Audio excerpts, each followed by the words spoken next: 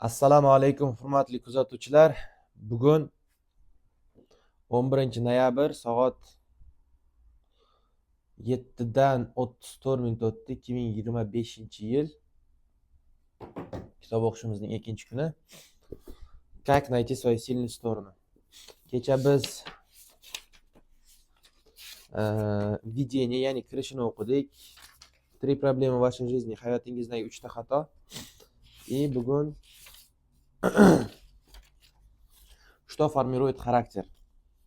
Qaysi omillar xarakteringizni shakllantiradi? Nima xarakteringizni shakllantiradi? Qani ketdik. Tomoq og'riyapti, to'g'risi. Choy ichib olamiz.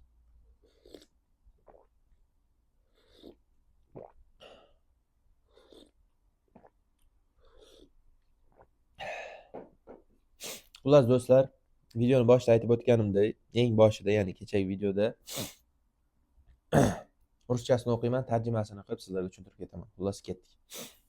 Характер состоит в том, чтобы как в большом, так и в малом последовательно проводить то, на что чувствуешь себя способным. Характер состоит. Характер состоит в том, чтобы как в большем, так и в малом последовательно проводить то, на что чувствуешь себя способным. Характер degani qadamma-qadam siz nima qo'lingizdan kelishini bilib turgan holda siz shu bilan qadamma-qadam shug'ullanishingiz degani debmiz.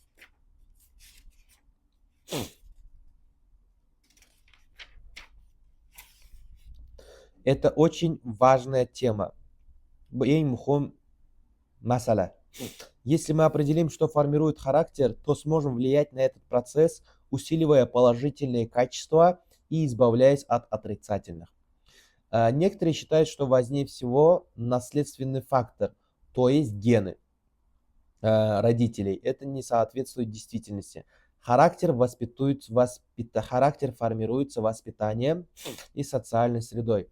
Характер assotsiatsiyasi, ya'ni xarakterda shakllanishi sizning ota-onangizni tarbiyasidan va sizning yoningizdagi odamlar orqali shakllanadi.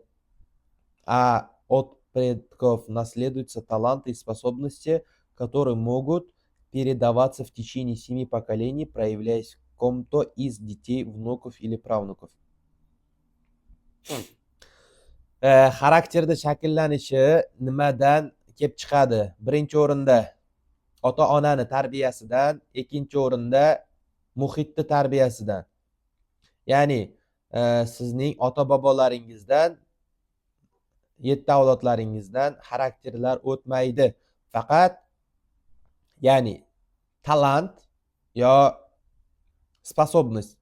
Masalan, talant deganda 7 avlodingizdan bittasi zo'r qo'shiqchi bo'lgan, yo zo'r boy odam bo'lgan, aqlli odam bo'lgan, 7 avlodning ichida qaysi bir inson shunaqa insonga o'xshaydi va xuddi shunaqa inson bo'ladi degani. Faqat talanti bilan qo'ldan keladigan hunari masalan o'xshashi mumkin. Xarakter esa ota-onani tarbiyasidan va muhitni tarbiyasidan kelib chiqadigan narsa. Ya'ni u avloddan avlodga xarakter berilmaydi. Мы знаем, что дети богатых людей часто не проявляют тех качеств, которые помогли родителям добиться материального благосостояния. Это происходит именно потому, что характер не передается через гены, он формируется образом жизни. Biz bilamiz, boy odamlarning farzandlari, boy odamlarning farzandlari ota-onalariga qaraganda xarakterlari o'xshash bo'lib, именно bir xil ota-onasini orqasidan qaytaradigan bo'lmaydi. Nega? Ya'ni xarakter odamning geni orqali o'tmaydi. Faqat u hayot davomida shakllanadi. Когда мне было 8 лет, мама отдала мне на наставнику. Он учил мудрости жизни. Тогда я немного не понимал в силу возраста, но сейчас пришел к тому, что сочетание советской школы традиций и мудрости наставника было гармоничным и взаимно дополняющим. Анализируя свою жизнь и судьбы других людей, я нахожу этому подтверждение. Saidmurod Davlatovni, ya'ni ustozim Saidmurod Davlatovni yoshi 8 da bo'lganda onasi uni ustozga bergan. Ustozi hayotdagi qanday qilib rivojlanish, mudrost o'rgatgan. Qanday qilib odam mudri bo'lishi mumkin. Keyin u ulg'aygandan keyin Saidmurod Davlatov tushunishni boshlagan. Boshqa odamlarning hayotini analiz qilib. U chunki 8 yoshida tushunmagan, ustoz nimani o'rgatyapti, qanday o'rgatyapti, nega bunaqa deb. Lekin o'rgan. Oxir oqibat tushunib, katta bo'lganda analiz qilsa, hamma aytgan ustozning gaplari to'g'ri chiqqan. Так сложились обстоятельства, что я не ходил в детский сад. У нас дома не было телевизора. Я помню, как просил маму купить его, а она отказалась, объяснив, что он будет заниматься слишком много моего времени. Сверстники смеялись надо мной, мама не давала мне в детстве ни одной минуты свободного времени. Я всегда был чем-то занят, учеба в школе, выполнение домашних заданий, обучение у наставника, работа по дому и хозяйству. В моем классе было еще два ученика, которые учились, как и я, на отлично. Так мы и закончили среднюю школу. У меня в аттестате по всем предметам были 5, кроме русского языка, по которому мне поставили 4. Men bir kun onamdan menga televizor olib bering deb so'raganimda, onam: "Ey o'g'lim, shu televizorga juda ham ko'p vaqting ketadi. Undan o'qishingga tayyorlan, darsingni qil" deb onam menga bir daqiqa ham bekarchi bo'lib qolishimni ta'minlamay, faqat ish buyurgan, faqat ish qilganman. Bo'shagan paytimda uy ishlarini qilganman, mollarga qaraganman, ustozimga borganman, darslarimni qilganman. Hamma o'quvchilar meni ustimdan kulishar edi. Ya'ni o'quvchilar bekarchi bo'lib futbol o'ynaganda masalan va hokazo ishlarni qilganda bekarchilikdan, men esa faqat ishlardim. Ya'ni ayam yordamlashardi, mollarga qarardim, suv berardim, o'tini berardim, uyga vazifalarni tayyorlardim, ustozimni oldiga borib ilm olardim. Shu bilan kunim o'tar edi va shu orqali ulg'ayar edim. А когда у меня все-таки появилось свободное время, я по совету наставника проводил его в библиотеке за школьные годы. Я успел прочитать примерно треть того, что в ней было. Вместо физкультуры я читал, потому что мне хватало в качестве нагрузки работ по дому и хозяйству. Oxir-oqibat meni bo'sh vaqtim paydo bo'ldi va shu bo'sh vaqtimda ustozimni maslahatiga ko'ra kutubxonada o'tkazishni qaror qildim. Shu bo'sh vaqtim paydo bo'lgan payti yozdagi kanikul edi. Shu yozdagi kanikulda o'qiganimdan so'ng kutubxonani 3dan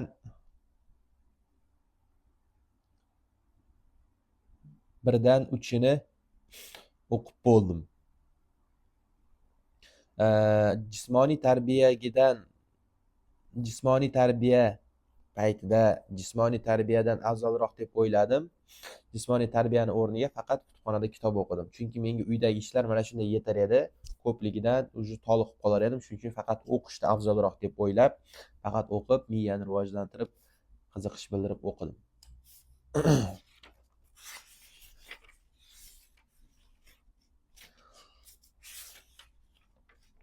После окончания школы я и 2 моих одноклассников, также окончивших школу на отлично, поступили в вузы. Я поступил сразу в 3.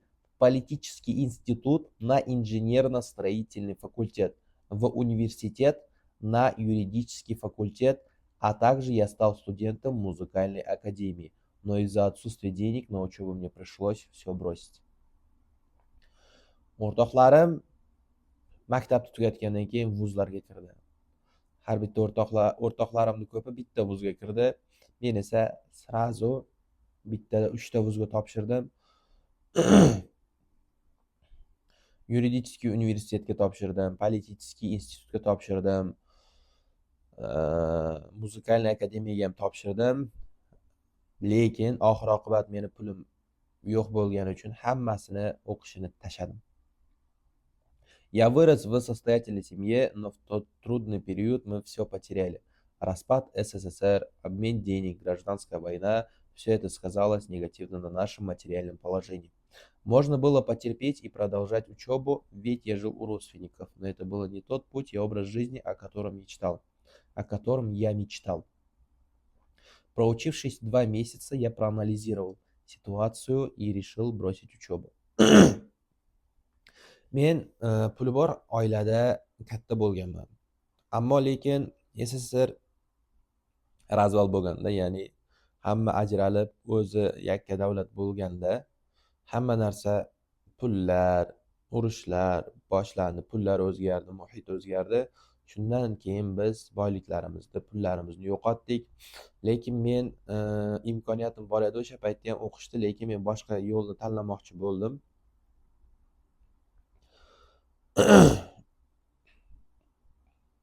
Boshqa yo'lni tanlamoqchi bo'ldim. 2 oy o'qishlarda o'qib, ya'ni analiz qilgan holda. Hozir davomini aytaman. Два моих одноклассника продолжали учиться. Один в высшей милицейской школе, а второй в медицинском институте. Было обидно видеть, как другие идут вперед, а я стою на месте. Даже те, кто в школе списывали у меня домашнюю работу, учились в высших учебных заведениях, а я ходил по улицам, думая, как мне бы заработать.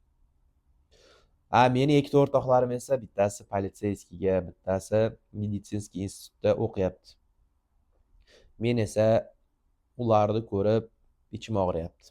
Ya'ni shularni bittasi mendan ko'chirar edi, ikkichi edi. Shu ikkichi bola ham institutga kirib o'qiyapti-ya. Men esa ko'chada sang'ib yurib, qanday pul topishni o'rganyapman. Qanday pul topishni o'ylayapman. Qani men shu bilan yaxshi bahoga o'qigan inson va ko'chada yurib, panu bular ikkichilar ya'ni vuzlarda, institutlarda o'qib rivojlanib ko'tarilyapti. Чтобы обеспечить себя, пришлось ходить по домам и продавать молоко, торговать фруктами и овощами, которые я привозил из пригорода Душанбе, а потом я принял решение стать успешным. Oilani ta'minoti uchun, kunlik yegulik sotib olish uchun, och qolmaslik uchun men uyma-uy mevalar va sut sotardim. Asosan meva va sutlarni Dushanbedan olib kelardim va har kuni sotib shu orqali ozgina bo'lsa ham foyda qilardim. Va shularni sotib bo'lgach, kunlardan bir kun xayolimga muvaffaqiyatli bo'lishim kerak degan gap keldi. Если рассуждать логически, получившие высшее образование одноклассники должны были добиться успеха больше, чем я. У них были огромные возможности для карьерного роста, но давайте сравним результаты за прошедшие 24 года. Meni o'rtoqlarim mendan-da katta inson bo'lib, ya'ni shu katta universitetlarda, institutlarda, akademiyalarda o'qib, katta inson bo'lishlari kerak edi. Karyerni rost, ya'ni o'sish orqali. Birinchi o'rinda 20 yildan keyingi vaziyatni ko'ramiz. Hozir men sizga aytaman. Окончивший высшую школу милиции долгие годы работал в России грузчиком.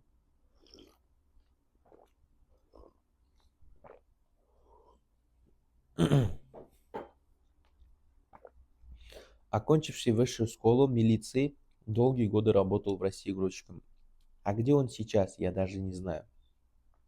Выпускник мединститута занимается сбором шкур мелкого и крупного рогатого скота. Мои достижения всем известны. Я пытаюсь понять, почему так получилось. Это ведь мои ровесники тоже появило на них. Что же повлияло на них? Какое событие стало переломным в их жизни? Ya'ni o'sha payt politseyskiy institutda o'qigan, militseyskiy maktabda o'qigan, meditsinskiy akademiyada o'qigan o'rtoqlarim 20 yildan keyin militseyskiy shkolada o'qigan o'rtog'im bugungi kunda Rossiyada грузчик bo'lib ishlayapti. 20 yildan keyin qayerga yo'qolib ketdi bilmadim. Meditsinskiy akademiyada ishlayotgan o'rtog'im, o'qib tugatgan o'rtog'im esa bugungi kunda qo'y, echki, qo'chqorlarni junini olish bilan shug'ullanyapti.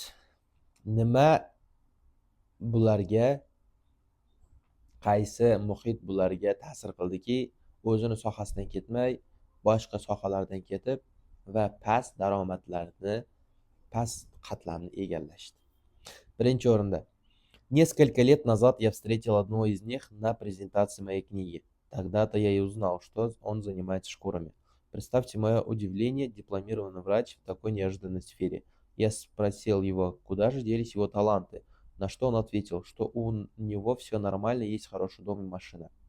Я чуть не расплакался, он мог стать великой личностью, не узнаю тебя. Ты загубил такой талант, воскликнул я. Ancha yillar oldin men kitobimni taqdimotida bo'lganimda bir o'rtog'imni ko'rib qoldim. Ya'ni meditsinskiy akademiyada o'qigan va hozirgi kunda qo'y, qo'chqor, taka, echkilarni junini olayotgan inson. Va men unga savol berdim. Do'stim, nega sen o'zingni yo'lingdan ketmading? Ya'ni meditsinskiy akademiyada o'qib, seni juda ham katta talanting bor edi. Shunchalik hayotingni o'qishga bag'ishlading-ku, nega bunday qilding desam. Meni hayotim yaxshi. Mashinam bor, uyim bor. Dedi-yu o'rtog'im, men esa yig'lavordim. Sen shunchalik talanting bor edi. Sen juda ham katta odam bo'lsang, bo'lishing mumkin edi. Nega unday bo'lmading? dedim. Sen o'zingni talantingni pachag'ini chiqaribsan. Do'stim, dedim. Второго я встретил в Москве и дал ему книгу «Самый богатый человек в Вавилоне», попросив прочитать ее 7 раз. Я дал слово, что если он выполнит просьбу и расскажет при следующей встрече о чем там написано, я помогу ему построить успешный бизнес. Все-таки это мой одноклассник и хороший товарищ. Через некоторое время я снова встретился с ним и спросил, понравилась ли ему эта книга. Он ответил: Сайдмурод, ты такой наивный, веришь в сказки. Разве так можно разбогатеть? Эта книга, скорее всего, написана для детей. Я пытался объяснить. Ikkinchi o'rtog'imda bugungi kunda militseyskiy shkolada o'qib, 20 yil o'tgandan keyin o'qib, vaqtini ketkazib, грузчик bo'lib ishlayotgan paytda Moskvada men uni ko'rib qoldim, topib oldim va unga men kitob berdim. Dunyo Самый богатый человек в Вавилоне. Vavilonning eng boy odami degan kitobni berdim. Va unga men aytdim, shu kitobni 7 marta o'qi, keyingi ko'rishganimizda menga nima haqida yozilganini aytib ber, dedim. Va o'zimga o'zim va'da berdimki, agar men shu o'rtog'im shu kitobni 7 marta o'qib menga aytib bersa, men uni tadbirkorchilik sohasida, ya'ni biznes yo'nalishida rivojlantirib yordam beraman degan va'dani berdim o'zimga o'zim. Va keyingi safar o'rtog'imni ko'rib qoldim. O'rtog'imni ko'rib aytsam, o'qidingmi shu kitobni desam, Saidmurod, sen mana shu kitobni o'qi deyapsan. Yon bir bitta gapni qaytaraverasan, bu kitob ertak-ku. Ko'p ehtimol bilan bu kitob bolalar uchun yozilgan, dedi o'rtog'i. Ya'ni грузчик o'rtog'i. Keyin Saidmurod Davlatov shu narsani tushuntirmoqchi bo'ldi.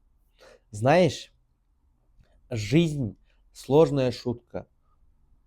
У каждого своя сказка. Мы сами пишем ее. Только у кого-то сказка про богатство, а у кого-то про бедность. Мне очень жаль, что ты так воспринимаешь эту книгу.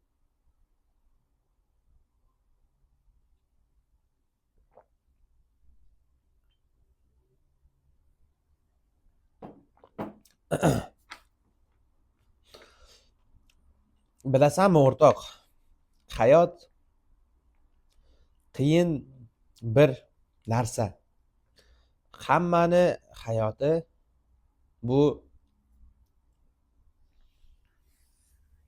сказка. Ya'ni сказка nima deyiladi o'zbekchasiga? Bilasanmi do'stim? Hayot bilasam, do'stim bilasanmi? Hayot qiyin bir narsa. Hammani hayoti, hammani o'zini ertagi bor. Hammani hayoti o'zi uchun ertak. Hammani o'zini ertagi bor bu hayotda. Biz shu hayotda o'zimiz ertagimizni yozuvchimiz. Biz shu hayotda o'zimizni ertagimizni o'zimiz yozamiz. Faqat kimnidir ertagi boylik uchun, kimnidir ertagi kambag'allik uchun. Menga judayam abidni, ya'ni men judayam xafaman. Sen shu kitobni kambag'allar kitobi deb nomlaganing uchun. Передо мной стоял абсолютно другой человек, вовсе не тот, кто бессонными ночами вместе со мной готовился поступать в вуз, чтобы получить образование и стать успешным. Дорогой мой читатель, жизнь – это выбор. В вашей жизни появится только то, что вы sami выберете. Shu o'rtog'im bugungi kunda gruzinlik bilan shug'ullanadigan judayam boshqa odam edi, chunki bu o'rtog'im men bilan ertayu kech vuzga kirish uchun harakat qiladigan odam edi. Va shu 20 yildan keyin ko'rib qoldim va judayam boshqa odamga aylanibdi. Hurmatli meni o'quvchim, hurmatli meni o'quvchim. Hayot bu tanlov. Sizning hayotingizda siz nimani tanlasangiz, faqat shu faydo bo'ladi. Будет жаль, если кому-то это станет очевидно только в конце, когда ничего уже не изменишь. Ya'ni judayam будет жаль degani judayam achinarli bo'ladi agar odam umrini oxirida shu narsani anglab yetsa. Prитча, semina. Ya'ni prитча degani masala, misol. Однажды женщине приснился сон, будто она попала в волшебный магазин, где продавались удивительные товары. «Добрый день! Какой чудесный магазин!» — воскликнула она с радостью. «И вам хорошего дня!» — ответил продавец. «А что у вас можно купить?» — спросила женщина. «У меня можно купить все!» — прозвучал ответ. «В таком случае дайте мне, пожалуйста, здоровья, счастья, любви, успехов и много денег». Мужчина улыбнулся и ушел в подсобное помещение за товаром. Через некоторое время он вернулся с маленьким бумажкой, коробочкой. «И это все?» — воскликнула удивленная и разочарованная женщина. «Да, это все», — ответил продавец, а затем добавил. «Разве вы не знали, что у нас продаются только семена, а вырастить плоды предстоит вам, приложив труд и терпение? В готовом виде он nigде не продается». Ya'ni kunlardan bir kun bir ayol tush ko'rgan. Bir ayol tush ko'ribdi. Shu tushida bir magazinga kirib qolar ekan, shu magazinning ichida xohlagan narsasini sotib olishi mumkin bo'lgan ekan. Ya'ni pul, boylik va hokazo. Keyin insondan so'radi. Menga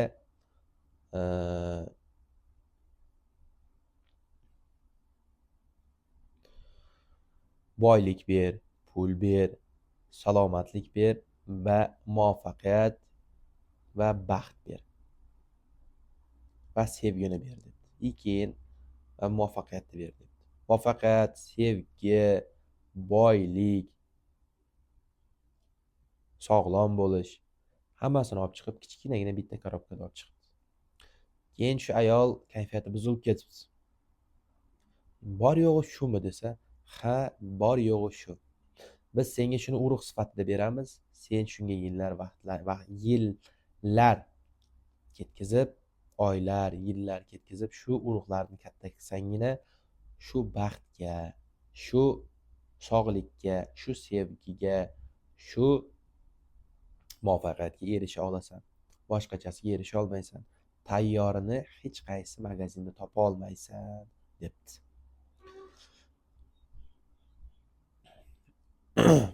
Shu urug'larni siz o'zingiz o'stirasiz va keyin siz so'ragan narsaga erishasiz.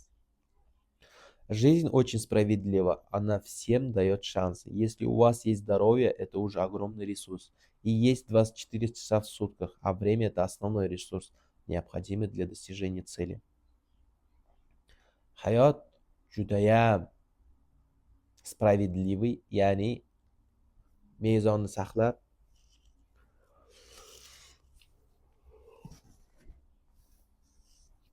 ya'ni hayot справедливый, hammaga imkoniyat beradi. Sizni sog'lomligingiz bo'lsa, bu juda ham katta resurs. Hamma odamda kuniga 24 soat vaqti bor. Shu 24 soat vaqtini muvaffaqiyatga erishish uchun sarflasa, juda ham katta natijaga erishadi. Есть способность думать и размышлять, можно разработать стратегию и план, реализовать идею, создать что-то новое, изобрести, спроектировать, произвести продукт, который будет нужен людям. Sizni o'ylash qobiliyatingiz bor, fikrlash qobiliyatingiz bor. Bemalol strategiya, plan, rejalar o'ylab topib, keyin shu rejalarni, planlarni amalga oshirib, nimadir yangi va odamlarga qiziq bo'ladigan narsalarni proyektini tuzib va shuni kashfiyot qilib yaratish mumkin va kerak. Odamlarga kerakli narsalarda. Все, что окружает нас в этом мире, создано такими же людьми, бытовая техника, самолеты, лекарства, предметы быта и так далее. Dunyodagi hamma biz ko'rib turgan narsa odamlar tomonidan yaratilgan. Samolyotlar, dorilar, zubnoy щеткаlar, uylar va hokazo va hokazo. Способность думать дана каждому от рождения. Только кто-то развивает ее путем размышления, а кто-то нет. O'ylash qobiliyati odamga tug'ilganidan oq beriladi. Faqat kimdir uni ishlatadi, kimdir esa yo'q. От того, на что вы потратите время, зависит, как будет развиваться ваша способность думать и анализировать. Siz ko'p vaqtingizni nimaga ketkazsangiz va nimada ko'p vaqtingizni ketkazib harakat qilsangiz, ana shu taraflama miyangiz rivojlanishni boshlaydi. Qanaqa nima desam, qanaqa yo'nalish bo'lishidan qat'iy nazar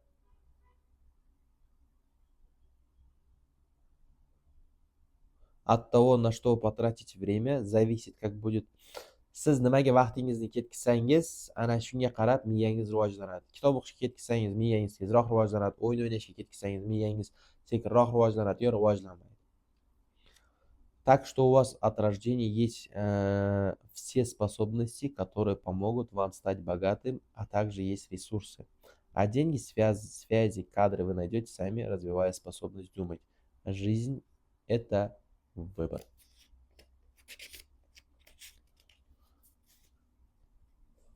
Так что sizning tug'ilganingizdan oq hamma qo'lingizdan keladigan narsalar bor. Ya'ni способность. Ya'ni sizni yoshligingiz, sizni tug'ilganingizdan siz boy bo'lmoqchi bo'lganingiz, sizni boy bo'lishingizga yordam beradigan omillar bor va resurslar ham bor. Vaqt, o'ylash, rejalash, planlashtirish. Pul esa, o'rtoqlar esa, ishchilar esa o'zingizni, miyangizni rivojlantirgan sayin o'zlari chiqib boraverishadi. Hayot bu tanlov. Do'stlar, что формирует характер? Что формирует характер punktidan tushungan narsam, odamga o'ylash berilgan, fikrlash berilgan, rejalashtirish berilgan, faqat o'ylab, fikrlab, rejalashtirish kerak. Odam rivojlanishi kerak. Shu narsani tushundim. Bugungi o'qigan xarakterni nima shakllantiradi degan punktdan. Ya'ni har bitta odam tug'ilganidan keyin boy bo'la oladi. Faqat kimdir o'zini nima desam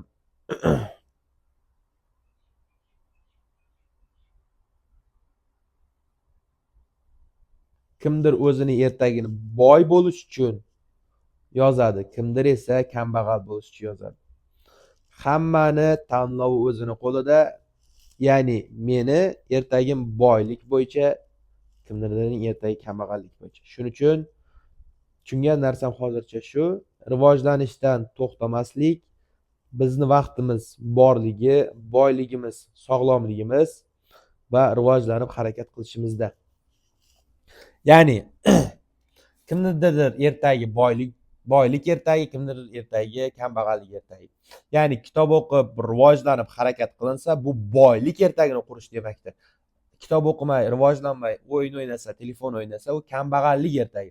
Hammani ertagi boshida formulirovka bo'lib, boshida miyasida hosil bo'lib, hamma shu miyadagi narsalar javob bo'ladi.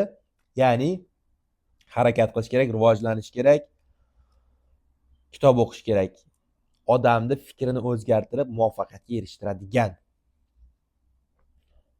Hammamizda tug'ilganimizdanoq o'ylash qobiliyatimiz bo'ladi, fikrlash qobiliyatimiz bo'ladi. Shuning uchun ertagimizni hammamiz boylik ertagi qilaylik hayotimizni. Hammamizni yashash hayotimiz o'zimizning qo'limizda, ya'ni boy yoki kambag'al. Keyingi etapimiz занятие формирует характер. Занятие формирует характер degani nimadir bilandir shug'ullansangiz, xarakteringiz shakllanadi. Buni keyingi videoyimizda o'qib tanishtirib o'taman. Sizlardan esa birinchi o'rinda o'zimni miyamni rivojlantirib, o'zim tushunyapman va qanchalik men sizlarga tushungan narsamni aytsam, ovozimni eshittirib chiqarib, ko'p odamlar 90-95% odamlar ichida o'qiydi kitobni va 90-95% odamni miyasida shu o'qigan kitobi qolmaydi. Shuning uchun avvalambor rahmat shu videoni oxirigacha ko'rganingiz uchun. Men birinchi o'rinda o'zimni miyamni rivojlantiryapman va o'zingizni miyangizni rivojlanishiga sababchi bo'lyapman. Birinchi o'rinda obuna bo'lib qo'ying, like bosib, komment bildirib, komment yozib fikringizni bildirib qo'ying. Men esa kitob o'qishda davom etib rivojlanaman. Ya'ni to'xtab qolmaslik, harakat qilish kerak, gazini bosish kerak, miyani rivojlantirib muvaffaqiyatga erishish kerak. Ya'ni meni hayotim, meni ertagim boylik, ertagi o'zim ertagimni yozaman. Kimdirda esa kambag'allik ertagi. Shuning uchun rivojda to'xtamaylik. Qayerda tatbiq qilib, qayerda yozish kerak bo'ladigan bo'lsa, polni hammasini aytib boraman. Rahmat, sog' bo'ling, salomat bo'ling.